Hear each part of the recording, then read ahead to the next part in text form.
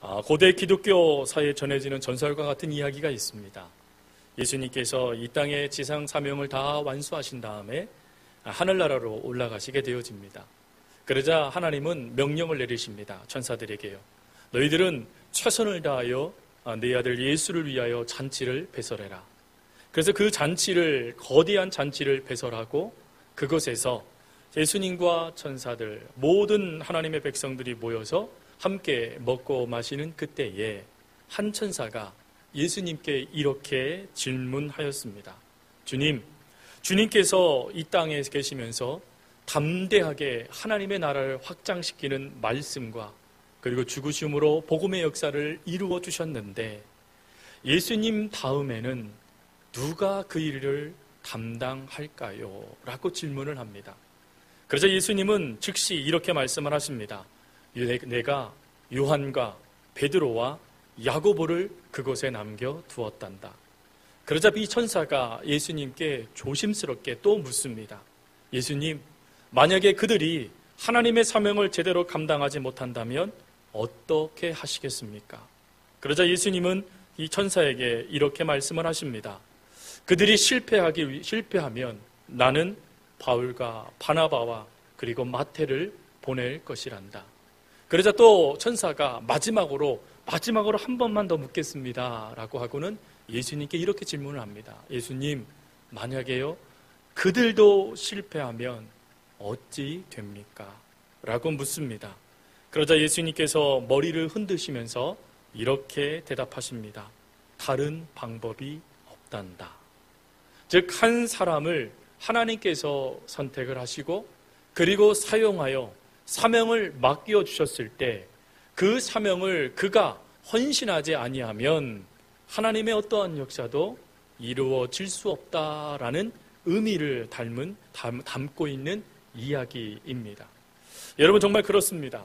하나님은요 한 사람 한 사람을 선택하셔서 하나님의 귀한 일들을 감당할 수 있도록 귀한 하나님의 사명들을 우리에게 나누어 주십니다. 근데 그 사명들을 나누어 주셔서 그 사명들을 받아 나감에 있어서 우리 하나님께서는 무턱대고 너 내가 선택했으니까 내일 감당해 라고 하며 하나님의 사명의 중간에 세우시지 않으신다라는 것이죠.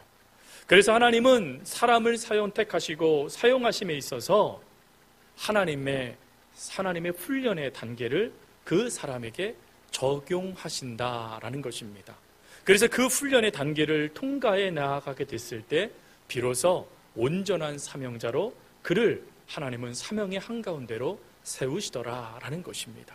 그 첫 번째 훈련이 무엇이냐면 나를 포기하는 자리로 우리를 이끄시는 것입니다. 여러분 만약에 누군가가 당신은 누구십니까? 라고 물으신다라면 내가 누굽니다 라고 증명할 수 있는 것들이 아마 여러분들에게 많으실 거예요. 근데 그 나를 증명하고자 했던 나를 보여주던 나를 세상에 드러내던 나를 우리 하나님은 어찌하시냐면 철저하게 그 나를 무너뜨려 버리신다라는 것입니다. 나는 이런 사람입니다 라고 하며 내 머리에 내 목에 힘을 줄 수 있고 그리고 나를 의시될 수 있는 그 모든 것들을 하나님은 인생의 웅덩이 가운데로 밀어보이셔서 그 가운데 완전하게 파산 선고될 수 있도록 하나님께서는 역사하신다는 겁니다. 그래서 그 순간에 하나님 나는 아무것도 아니었군요 라는 것을 깨닫도록 하나님께서는 첫 번째 훈련의 장소로 우리를 이끄신다라는 것이지요. 그리고 비로소 하나님 나는 아무것도 아닙니다 라고 깨닫자 하나님은 두 번째 훈련의 장소로 우리를 이끄신답니다. 그 훈련의 장소가 바로 광야라는 곳이죠. 여러분 이 광야라는 곳은 어떤 훈련이 담겨져 있습니까? 그것은 내가 포기됐습니다. 나는 더 이상 아무것도 아닙니다. 나는 하나님 버러지보다도 못한 존재가 맞습니다 라고 인정하고 있는 내가 어느 순간에 그 인정됐던 포기됐던 그리고 파산 선고됐던 것들이 불쑥불쑥 내 자리를 치고 들어오는 것들을 하나님께서는 믿음이라는 것으로 정리해 주시는 훈련의 단계, 그게 바로 광야입니다. 그래서 내 것이 포기돼서 뻥 뚫릴 수밖에 없는 우리의 심령에 믿음이라는 하나님의 은혜를 채워주는 시간, 그게 바로 광야의 훈련의 시간입니다. 그래서 이 믿음이 세워지면 그전까지만 해도 내 생각대로 바라보고 내 생각대로 살아가고 내 생각대로 판단했던 모든 것들을 끊어버리고 하나님은 어떻게 이것을 바라보실까? 하나님은 이것을 어떻게 생각하실까? 하나님은 이것을 통하여 나에게 원하시는 것이 무엇일까? 라고 하며 믿음으로 하나님을 바라볼 수 있도록 만드는 단계, 그게 바로 광야의 훈련의 단계라는 것입니다. 그리고 세 번째 단계가 사명자의 단계로 하나님께서 우리를 훈련시키십니다. 이제 광야를 통하여 믿음이 채워진 우리들을 하나님은 하나님의 사명의 역사의 그 무대 위에 우리를 올려주십니다.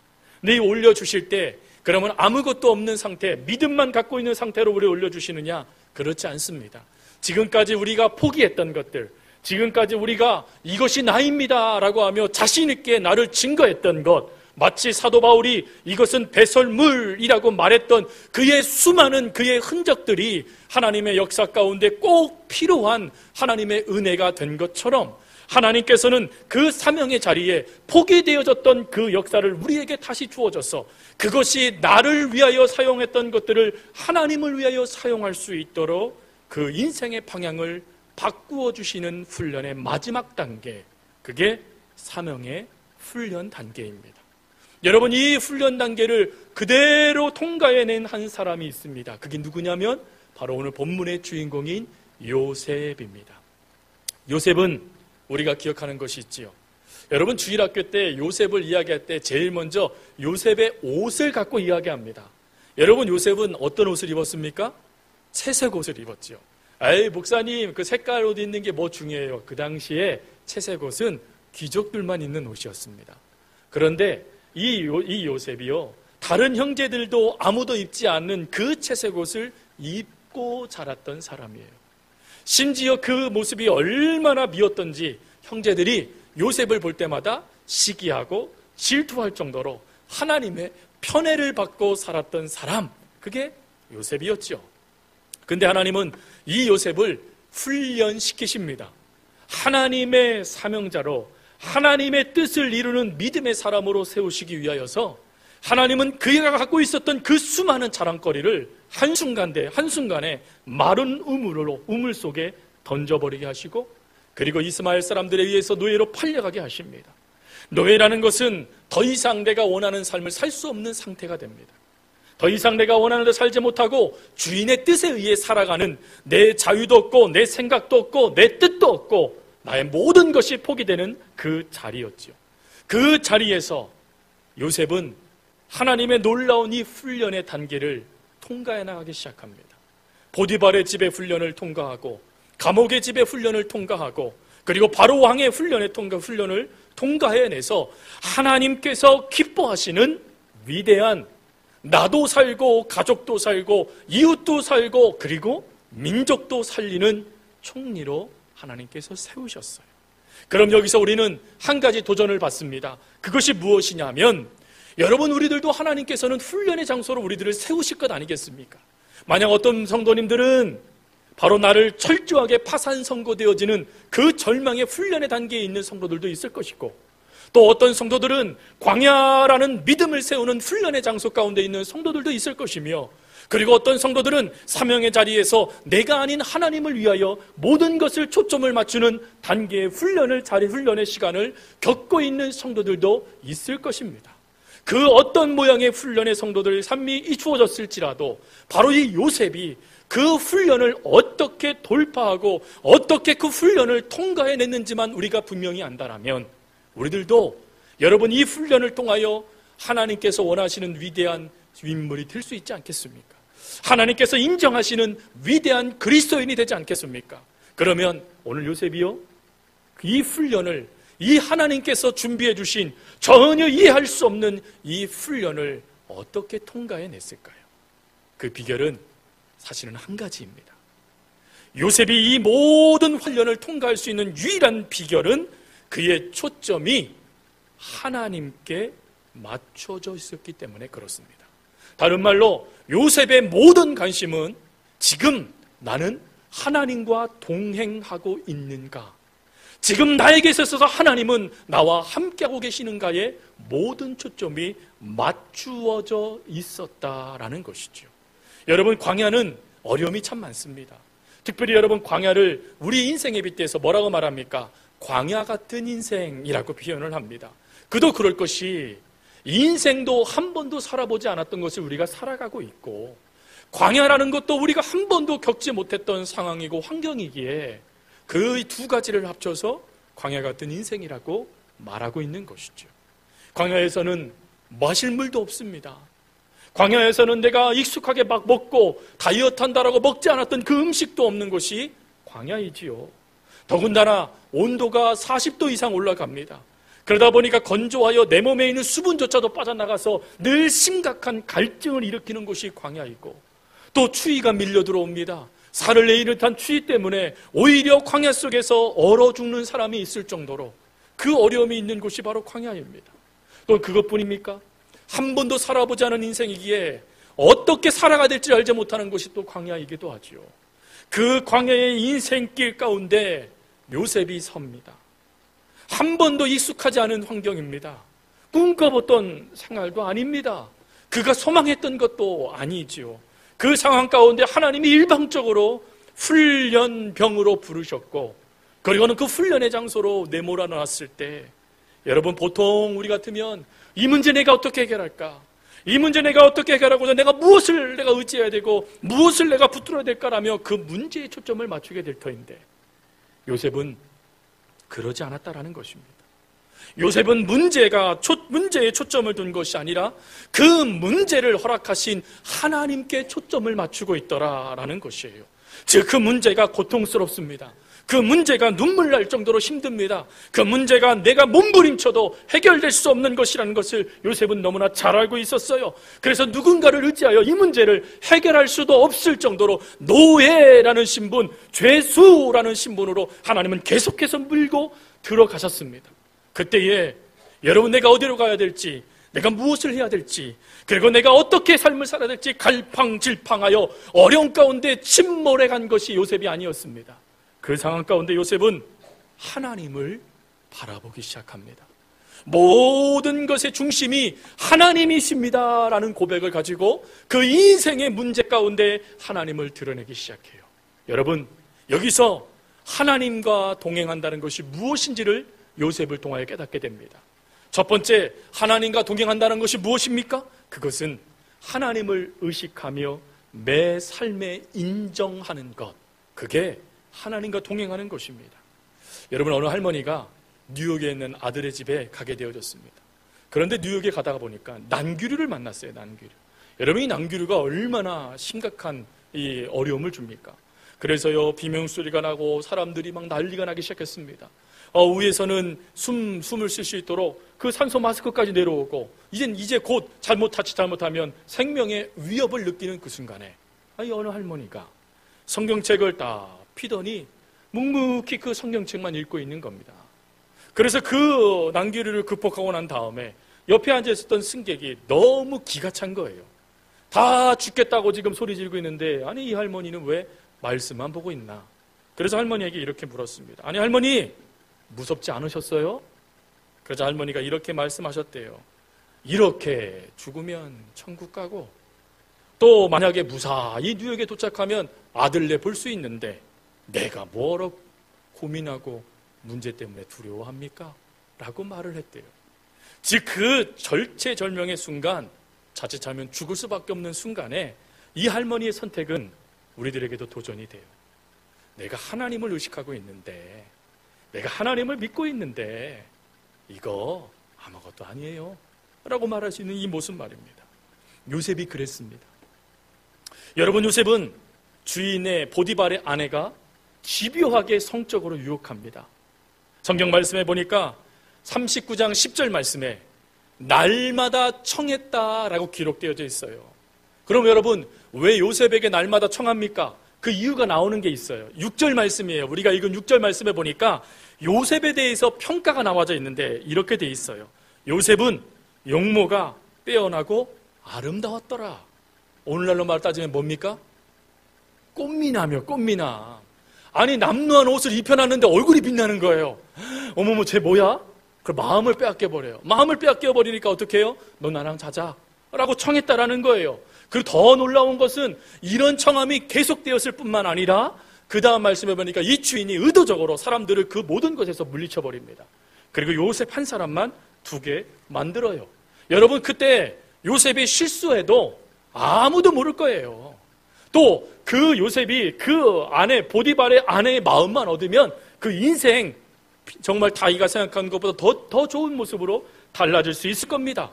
근데 그때에 요셉이 어떻게 합니까? 하나님을 의지해요.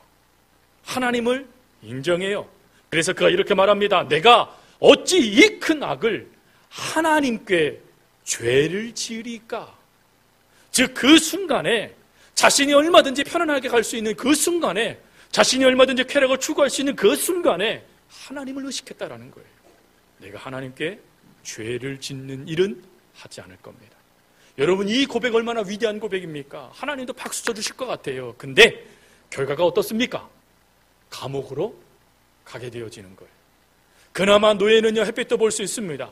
그나마 노예는요, 좋은 음식, 그래도 주인이 먹다 남은 음식에도 먹을 수 있어요. 그나마 노예는 그나마 주인의 명령에 따라 이리저리 움직일 수도 있습니다. 근데 더 어려운 곳으로 들어가 버린 거예요. 그것이 감옥입니다. 여러분, 우리들도 믿음으로 살고자 애를 쓸 때가 있지 않습니까?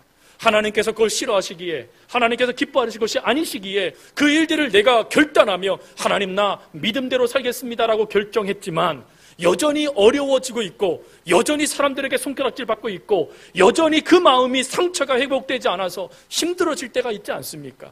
마치 하나님이 나를 그냥 방치하듯이 느껴져서 그것 때문에 힘들어질 때가 있지 않습니까? 근데 그런 모습 가운데 요셉이요, 침몰되지 않습니다. 이러한 심적인 고통 가운데 이게 뭐예요 하나님이라고 울부짖지 않아요. 오히려 그는 그 순간에 하나님을 보여주는 삶을 삽니다. 그래서 간수장이 이야, 저 사람 왜 저렇게 열심히 하지? 아니, 죄인인데, 아니, 성폭행범이라고 온 자가 어떻게 저렇게 돌아다닐 수 있어? 아니, 도대체 내 왜 이 일들을 감당하지? 왜 이와 같은 역사들을 이루지? 라고 생각했을 때, 아, 저가 믿고 있는 하나님 때문이었구나 라는 것을 깨닫게 되어지는 삶을 살더라는 거예요. 더군다나 여러분, 하나님께서요, 요셉의 역사, 요셉의 이름을 전면에 등장시키십니다. 바로 이 세 번째 훈련의 단계를 하나님께서 요셉에게 일으키세요. 그래서 여러분, 이 바로가 밤새 꿈을 꿀 때 그 꿈을 해석하는 이가 없어서 바로 그 술 맡은 관원장, 그 술 맡은 관원장을 만난 그 감옥, 그것을 기억나게 하셔서 이 술 맡은 관원장을 통하여 바로 앞에 서게 되어져요. 그때 바로가 이렇게 말합니다. 너가 꿈꾸는 거라면 다 해석해 준다며? 라고 그를 높여줘요. 그래서 여러분, 보통 사람 같으면, 보통 저와 같은 여러분과 같은 우리들이라면 이렇게 말할 것 아니겠습니까? 이제서야 하나님이 나를 알아보시는구나, 이제서야 하나님께서 나를 높여주시는구나 라고 말할 것 아니겠습니까? 근데 그때에 요셉은 창세기 41장 6절에 이렇게 말합니다. 내가 아니라 하나님께서 바로에게 편안한 대답을 하시리이다. 내가 한 것 아닙니다. 하나님이 하신 겁니다. 하나님께서 하실 겁니다 라고 하며 자신을 높일 수 있는 시간에도, 자신을 높일 수 있는 기회에도 하나님을 높이고 있더라라는 것입니다. 또한 여러분이 요셉은요, 그 형제들을 원수를 갚을 타이밍이 그에게 주어졌어요. 그 철저하게 자기를 노예로 팔아버리고 감옥까지 억울하게 갈 수 있도록 그 모든 것을 제공했던 형제들을 자신이 원수로 갚을 수 있는 기회를 하나님께서 주셨어요. 근데 그때에 요셉이 자신의 칼, 자신의 심적인 고통을 그 형제들에게 꽂습니까? 아니요. 그 순간에도 그가 이렇게 고백합니다. 내가 하나님을 대신하리이까. 형님들, 제가 한 게 아니에요. 하나님께서 하신 건데 내가 뭐 잘났다라고 형님들을 용서하네 마냐를 제가 결정합니까? 저는 이미 용서했습니다.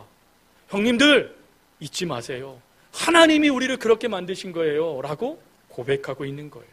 여러분, 이 고백을 솔로몬은 이렇게 고백합니다. 잠언 3장 6절 말씀에 너는 범사의 그를 인정하라. 그리하면 내 길을 지도하시리라. 범사의 하나님을 인정하라는 것입니다. 사랑하는 성도 여러분, 여러분들의 인생의 기준은 무엇입니까? 여러분들이 지금 의지하고 있는 이는 누구십니까? 지금 여러분들의 시선은 어디에 머물러 계십니까? 말씀입니까? 경험입니까? 하나님입니까? 사람입니까? 아니면 환경이십니까? 다윗은 시편 1편 2절 3절에 하나님의 말씀을 주야로 묵상하다라고 고백하며 그 다음에 3절에 이렇게 말해요. 그는 시냇가에 심은 나무가 철을 따라 열매를 맺은 같이 그가 하는 일이 다 형통하리로다. 우리들이 의지하고 우리들이 시선을 고정하고 우리들이 정말 인정해야 될 삶의 모든 것 가운데 우리의 기준이 되어야 될 것은 하나님이시라는 것입니다. 사랑하는 성도 여러분, 하나님이 여러분들의 인생의 기준이 될 수 있기를 바랍니다. 하나님이 여러분의 인생의 기준이 되면 하나님이 여러분의 인생을 지도하신답니다. 형통케 하신답니다. 내 길이 잘 되리라 라고 하나님께서 약속해 주셨습니다. 하나님이세요. 하나님, 그 하나님을 붙잡고 나아갈 수 있는 우리가 될 수 있기를 바랍니다. 그리고 두 번째, 하나님과 동행하는 삶의 두 번째 모습은 자기에게 맡겨진 일에 최선을 다하는 것입니다.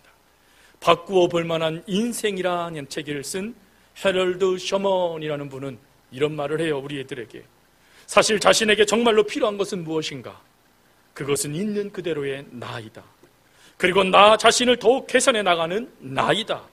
가령 내 자신의 판단이 잘못되어 심각한 사태를 초래한다 할지라도, 잘못을 범하게 된다 할지라도 그럼에도 스스로 선택하여 그 길을 걸어갈 수 있는 사람은 나이다.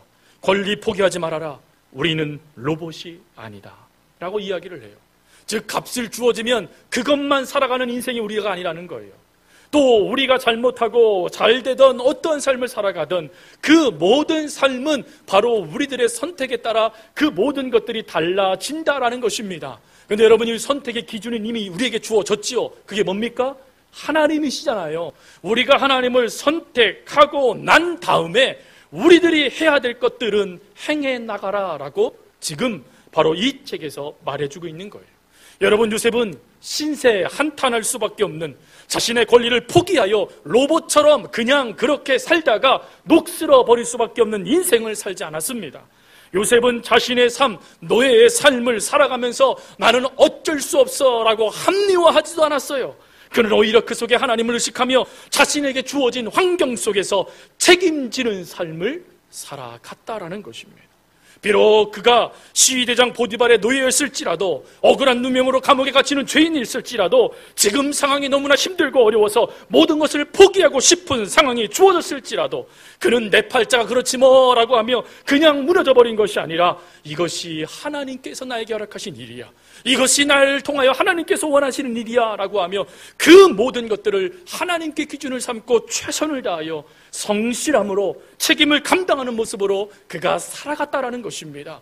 그래서 그 모습을 통하여 이해할 수 없었던 주인들이, 이해할 수 없었던 간수장이 하나님을 믿고 있기에, 하나님을 의지하고 있기에 저가 저렇게 살고 있는 것이구나 라고 인정하고 있다라는 것입니다. 그리고요, 가정을 맡겨요. 그리고요, 간수의 모든 일들을 요셉에게 맡깁니다. 이 얘기는 뭡니까? 너 믿을 수 있구나 라는 뜻 아니겠습니까? 하나님을 의지하고 하나님을 기준 삼고 성실함으로 그 자리가 이해되지 않는 상황이라 할지라도 묵묵히 그 책임을 감당했더니 사람들이, 대표적인 우두머리들이 뭐라고 말하냐면 너 믿을 수 있구나 라고 말해주고 있다는 것. 여러분, 이 모습의 은혜가 바로 이 요셉을 통하여 오늘 우리들에게 주시는 하나님의 도전이세요. 여러분, 여기서 말씀을 마무리하면서 여러분들에게 이와 같은 또 다른 놀라운 은혜 말씀 하나를 드리고 싶어요. 여러분, 그렇다면 요셉이요, 보디발의 노예로 7년 있었습니다. 그리고 감옥에서 2년간 억울한 감옥살이를 했어요. 그럼 이게 그 인생이 쓸모없는 것이었을까요? 그 힘들고 어려운 광야의 생활이, 그 힘들고 어려웠던 훈련의 장소가 그에게 쓸모없는 무의미한 그런 경험이었을까요? 그렇지 않다라는 것입니다. 7년간의 보디발의 집에서의 노예의 삶을 통하여 그는 가정경제를 배우게 됩니다. 가정경제는 국가경제의 근본입니다. 또한 그가 머물고 있었던 감옥이 어디였습니까? 그가 머무고 있었던 감옥이 왕의 죄수들이 있었던 감옥, 즉 왕이 죽일지 말지를 선택하는 그와 함께 있었던 측근들이 머물렀었던 감옥이 그곳이었어요. 그곳에서 2년 동안 그가 수많은 이야기를 들었겠지요. 여러분, 그 이야기가 요셉에게는 지혜로 남습니다. 그래서 그가 한순간에 애굽의 총리가 되어졌을 때 7년 풍년, 7년 흉년을 넉넉히 이길 수 있는 총리의 삶이 되어졌어요. 그럼 여러분, 지금 여러분들이 겪고 있는 광야의 삶, 이것이 하나님의 때에 역사되어지는, 하나님의 때에 은혜를 부어줄 수 있는 원동력이 될 수 있다는 것을 믿으십니까? 우리 사랑하는 성도 여러분, 하나님은 여러분들을 훈련시키셔서 오늘 요셉과 같이 여러분들을 이끌어 주기를 원하십니다. 말씀을 마치면서 지금 여러분들이 매사에 하나님을 의식하고 계십니까? 여러분들이 매사에 이해할 수 없는 광야의 삶이지만 하나님께서 나에게 허락하신 일이야 라고 하며 성실함으로, 하나님께 반응함으로, 그리고 무엇보다도 책임짓는 모습으로 그 일들을 감당하고 계십니까? 그러면 여러분들은 하나님과 동행하는 사람이 맞습니다. 그러면 여러분들은 하나님과 동행하는 하나님 마음에 합한 자가 맞습니다. 그 인생을 하나님 책임져 주세요. 그 인생 하나님 지도해 주세요. 정오의 햇빛처럼 하나님께서 여러분들을 들어서 주십니다. 그 은혜로, 늘 하나님의 은혜로 동행하는, 하나님만을 바라보고 살아가는 주의 자녀들 다 되어줄 수 있기를 간절히 주님의 이름으로 부탁드립니다. 함께 기도하겠습니다. 참 좋으신 아버지 하나님, 인생을 살아가다 주어지는 수많은 훈련의 아픔들을 겪게 되어졌을 때 하나님, 이게 뭡니까? 라고 우리가 말할 수밖에 없습니다. 정말 하나님 날 사랑하는 게 맞아요? 라고 하나님께 의문을 던질 수밖에 없는 상황인데, 요셉은 그보다도 더 심각한 절망의 나라 끝에서도 나는 하나님만 바라봅니다, 나에게 있어서 중요한 것은 하나님이십니다 라고 말하며 그 어떠한 상황이 자기에게 주어진다 할지라도, 그 어떤 환경이 자기에게 엄습해 온다 할지라도 하나님을 온전히 바라보고 하나님과 동행했던 그 모습이 하나님 저희들의 모습이 되길 원합니다. 하나님, 저희들도 매 순간 하나님을 의식하며 인정하는 삶이 될 수 있도록 도와주시고, 이해되지 않는 광야의 삶이라고 할지라도 하나님 최선을 다하여 살아가고 최선을 다하여 성실히 그 일들을 묵묵히 해나감으로 너 믿을 수 있는 사람이구나 라는 말을 들을 수 있는 우리 모든 신앙생활이 될 수 있도록 주여 도와 주옵소서. 하나님, 다시 한번 기도하오니 우리 성도들을 붙잡으시사 하나님, 이 훈련의 모든 과정을 요셉처럼 극복해 나아갈 수 있는 은혜를 주시옵시고, 그리고 하나님을 통하여 주어지는 그 은혜들을 놓치지 않고 주님 부르실 그날까지 하나님 바라보며 살아갈 수 있는 저희들 되게 하여 주옵소서. 참으로 아버지 하나님께서 그리해 주실 것을 믿고 감사드리오며 오늘도 우리와 함께 하시는 예수님의 이름으로 기도합니다. 아멘. 이제는 우리 주 예수 그리스도의 은혜와 하나님 아버지의 무한하신 사랑과 성령님의 교통 교제하심이 오늘 요셉처럼 나 하나님만 바라보고 하나님만 의식하며 하나님만 생각하여 동행하는 삶을 살겠습니다. 그리고 어떠한 삶에 주어져도 저 하나님 성실함으로 책임지는 모습으로 살아가겠습니다 라고 다짐하는 주의 제자들 머리 위에와 그리고 그 결단의 모든 자리 위에 이제부터 영원토록 함께 하옵시기를 간절히 축원하옵나이다. 아멘.